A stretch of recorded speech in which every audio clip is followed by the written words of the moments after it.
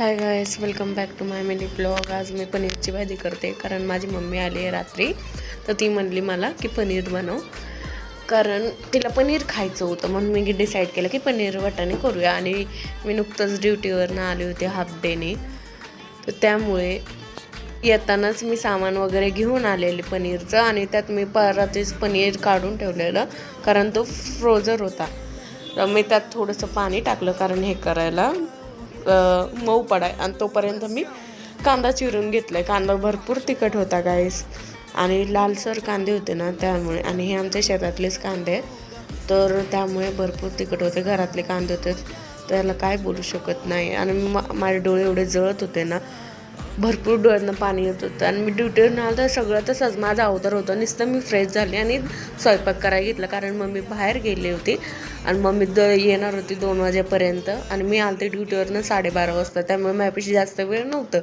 मला फक्त पनीर, चपात्या, सगळ्या गोष्टी बनवायच्या होत्या.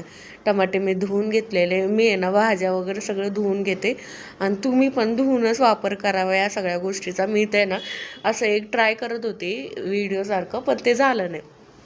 कढई घेतली, कढईत तेल तापवलं आहे. छानपैकी तेल तापल्यावर मी त्यात कांदा टाकला आहे. कांदा चांगला लालसर करून घेणार आहे. आणि नंतर त्यात मी टमाटे टाकणार आहे. ते भूक लागलेली मला, कारण मी सकाळी ब्रेकफास्ट पण नाही केला होता ड्युटीवर, तर त्यामुळे मी टेढेमेढे खाल्लेले. तर टमाटे आणि थोडीशी कढीपत्ता टाकलं. कढीपत्ता मी कुठल्याच भाजीत स्किप करत नाही, कारण गुड फॉर हेल्थ. कढीपत्ता खूप चांगला आहे आपल्या शरीरासाठी, केसांसाठी. त्यामुळे मी टाकतेच. मला आणि टेस्ट पण भरपूर छान येते त्याच्याने, तर मी स्किप करत नाही.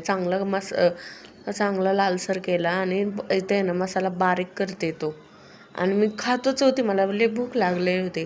तेल गरम करून ठेवलं बघा. मसाला मी खूप छान हे केला होता, म्हणून तुम्ही मसाल्याचा कलर बघू शकताय.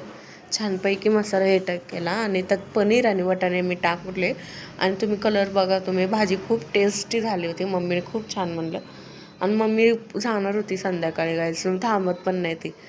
तर त्यामुळे ती जी आहे म्हणते ना, मी ते बनवतेच, कधीतरीच येते माझ्यापाशी. तर खूप छान टेस्टी भाजी झाली होती. कलर पण छान आलेला, ग्रेव्ही पण चांगलं होतं. इथं डार्क फॅन्टसी बिस्किट होती, त्याचं आहे ना मला चॉको लावा केक करायचा होता. कारण आहे ना मी काल ते यूट्यूबवर बघितले होते ते व्हिडिओ. मस्तपैकी ते क्रश करून घेतलं, मिक्सरला बारीक केलं, आणि त्यात बॅटर चांगला बनवला दूध वगैरे टाकून. आणि त्यात डेअरी मिल्क टाकलं. इथे ठेवलं मी. आणि छान झालं होता केक, मस्त. खूप खायला पण घरीच मी घरीच ट्राय करणार आहेत ना पुढे. भेटूया नेक्स्ट ब्लॉगला. Bye bye.